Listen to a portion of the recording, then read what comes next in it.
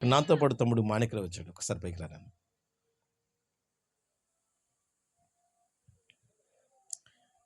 ఈ తమ్ముడిది చాలా అద్భుతమైన సాక్ష్యం. ఎంత అద్భుతమైన సాక్ష్యం అంటే, తమ్ముడు ఆర్వీఆర్ కాలేజీ దగ్గర చర్చి ఉంది. అంబేద్కర్ కాలనీలో చర్చి ఉంది. అక్కడ ఫ్యామిలీస్ అన్నీ కూడా బ్రోకెన్ ఫ్యామిలీస్ అన్నమాట. చితికిపోయిన కుటుంబాలు, విరిగిపోయిన కుటుంబాలు. వాళ్ళు వచ్చి సంఘంలో ఒక సంవత్సరం ఉండేవాళ్ళు, తర్వాత వెళ్ళిపోయాడు. ఒకసారి అక్కడ ఉన్న పరిస్థితులు చెప్పు ఒకసారి.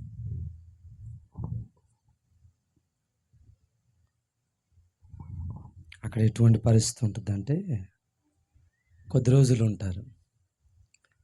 తర్వాత వాళ్ళు కొంచెం దీవించబడిన తర్వాత వేరే ఊర్లు పనులకి వెళ్ళిపోతూ ఉంటారు. అలాగూ ప్రతి ఒక్కరి పరిస్థితి కూడా అటువంటి పరిస్థితులనే ఉంటుంది. దేవుని బిడ్డలారా, అటువంటి పరిస్థితులు ఉన్నప్పటికీ దేవుడు ఆశ్చర్యరీతిగా అక్కడ దేవుడు తన కార్యాలు చేస్తూ ఉన్నాడు.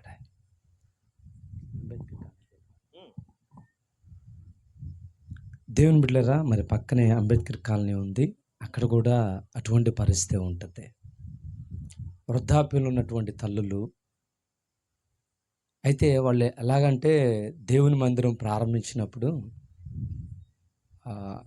70 సంవత్సరాలు 80 సంవత్సరాలు ఉన్నవాళ్ళు జల్లెడి పెడితే వాళ్ళే మోస్తూ ఉండేవాళ్ళు. వాళ్ళే చిన్న చిన్న బొచ్చులతో మోసుకుంటూ వచ్చి మందిరం కట్టే విషయంలో కావచ్చు. నేను ఇంకా వాళ్ళతో పాటు నేను కూడా పని చేస్తూ ఉండేవాడిని. అయ్యగారు మీరు చేయొద్దని చెప్పేసి పక్కన పెడతా ఉండి వాళ్ళు ఏం చేస్తూ ఉండేవాళ్ళంటే ముసలోళ్ళే, చాలా ముసలోళ్ళు, వాళ్ళకి తినటానికి తిండి ఉండని పరిస్థితి.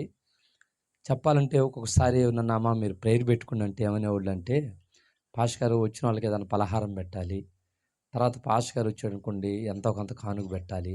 కాబట్టి వాళ్ళు ఏం చెప్పేవాళ్ళు అంటే, అయ్యా ఇప్పుడు ఏం వద్దులయ్యా తర్వాత పెట్టుకుంటాంలయ్యా అని చెప్పేవాళ్ళు. అలాగ వాయిదా వేస్తూ ఉండేవాళ్ళు. కారణం ఏంటంటే వాళ్ళ పరిస్థితి ఆర్థికంగా కుటుంబం జరగనటువంటి పరిస్థితులు బట్టి నాకు అర్థమవుతూ ఉండేది వాళ్ళు ఎందుకు అలా అంటున్నారు అని చెప్పేసి అర్థమయ్యేది. కానీ ఈ రోజున దేవుని మందిరం కొరకు వాళ్ళు ఎంతగా దేవుని మందిరం కొరకు చేశారంటే 25 అడుగులు వెడల్పు, పొడవు వచ్చేసి 44 అడుగులు పొడవు ఉంటుంది. వారు మందిరం పని చేస్తాం ఎప్పుడైతే వారు ప్రారంభించారో దేవుడు వారిని ఆశ్చర్యంగా వారిని దీవించాడు ఆయన. హల్లెలూయా. ఈ రోజున వాళ్ళు ఎంతగా అంటే సమృద్ధిగా వాళ్ళు అనుభవిస్తూ ఉన్నారు. సమృద్ధిని అనుభవించడమే కాదు కానీ ఈరోజు ఎవరన్నా వచ్చినా కానీ భోజనాలు కూడా మేమే చేస్తామని చెప్తారు. ఏదన్నా మీటింగ్స్ ఏర్పాటు చేసినా అసలు మేము అక్కడ ఏమీ ఇన్వాల్వ్ కావు. వాళ్ళు ఏం చేస్తారంటే వాళ్ళే మాట్లాడుకుంటారు. వాళ్ళే మాట్లాడుకుని వాళ్ళే తల కొంత వేసుకుని పాస్ గారు మీరు అట్టగా ఉండండి, మీరు కదలకుండా కూర్చొని మేము చూసుకుంటాం అంటారండి. దేవుడు అంతగా వారిని బ్లెస్ చేశాడు. ఇంకా చెప్పాలంటే 80 అక్కడ ఎంత కానుకొచ్చింది నాకు ఫస్ట్ కానుకైతే 10 రూపాయలు వచ్చింది. ఫస్ట్ వీక్లో అయితే 10 రూపాయలు, 20 రూపాయలు లేకపోతే 40 రూపాయల లోపు వస్తూ ఉండే 10 సంవత్సరాల క్రితం అన్నమాట, వెనకన్నమాట. దేవుడు మరి అటువంటి పరిస్థితులు వృద్ధాప్యులున్న తల్లులు ఈరోజు కూడా ప్రతిరోజు వాళ్ళు ఏం చేస్తారంటే మందిరానికి వస్తారు. 10 రూపాయలు 20 రూపాయలు 40 వచ్చినాయి కదా, అందులో నువ్వు ఎంత ఇచ్చేవాడు దేవునికి? నేను మొదట్లో ప్రారంభించినప్పుడు ఏం చేసేవాడినంటే కొంచెం కానుక కూడా తీసుకున్నప్పుడు ఏం చేయాలో అర్థం కాక ఒక్కోసారి ఆ కానుక మొత్తం ఇచ్చేవాడు నేను కూడా ఆ కానుకని. అటువంటి భయంకరమైన పరిస్థితుల్లో నేను దేవునికి అంతకుముందు 10% అంటే 10% జాబ్ చేశాను నేను. అప్పుడు నేను అనుకునేవాడిని కనీసం 20% ఇవ్వాలి దేవుని మందిరానికి అనుకునేవాడిని.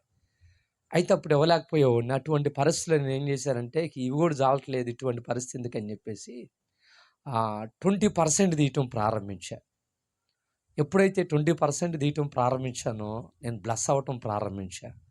ఆ తర్వాత మళ్ళా సంవత్సరానికి వచ్చేటప్పుడు నేనేం చేశానంటే 20% కాదు దేవుని మందిరానికి 30% తీయాలని స్టార్ట్ చేశాను. అలా ఆశీర్వదించబడుతున్న కొలత నేనేం చేశానంటే ఇప్పుడు ప్రజెంట్ 70% వరకు తీసుకొచ్చా. అంటే 100 రూపాయలు కానుక వస్తే నేను ఏం చేస్తానంటే 70 రూపాయలు పక్కన పెడతా, 30 రూపాయలే మా ఇంట్లో వాడుకుంటా. దేవుడు ఆ సంఘంలో కూడా వాళ్ళు కూడా బ్లెస్ అవుతా వచ్చారు. ఆ 30 రూపాయలతోనే ఈ రోజున చెప్పాలి అంటే నా ప్రతి అవసరం దాన్ని ఎలాగ తీర్చుకుంటాను వచ్చాను. ఇంకా చెప్పాలంటే మా గృహం గడు కొట్టుకున్నా. ఆ వాటిలోని మిగిల్చి ఎంత అయింది ఇల్లు?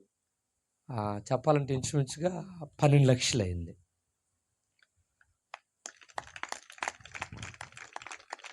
ఒక 1,50,000 ఏమో మొత్తం మీద, ఒక 1,50,000తో స్టార్ట్ చేశాను.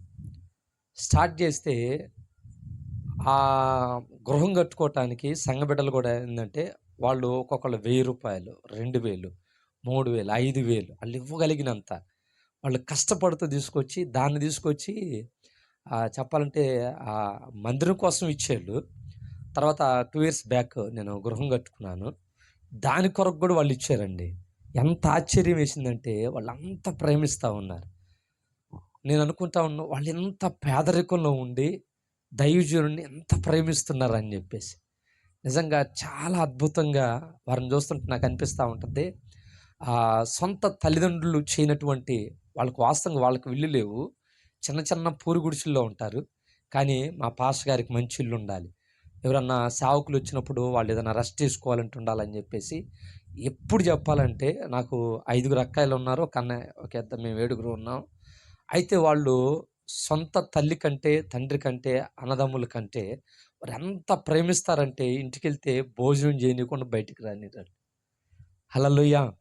అంటే అంతగా వారు దేవుణ్ణి ప్రేమిస్తూ ఉన్నారు. రెండవదిగా సేవకుడిని అక్కడ పరిచర్య చేస్తూ ఉంటే, నన్ను కూడా వాళ్ళు అంత ప్రేమిస్తారు. మందిరం విషయంలో కూడా ప్రతిరోజు ఓడటం గానీ, ప్రతిరోజు ఉదయం, సాయంకాలం మందిరంలోకి వెళ్ళి ప్రతిరోజు ప్రార్థన చేస్తారు. నిజంగా వాళ్ళ ప్రార్థనలను బట్టి మరి దైవజనుని కూడా వాడుకునే విషయంలో కావచ్చు, నన్ను కూడా వాడుకునే విషయంలో కావచ్చు, దేవుడు ఎంతగానో వారిని బలపరుస్తూ ఉన్నాడు. సాక్ష్యాన్ని దేవుడు దీవించునుగా.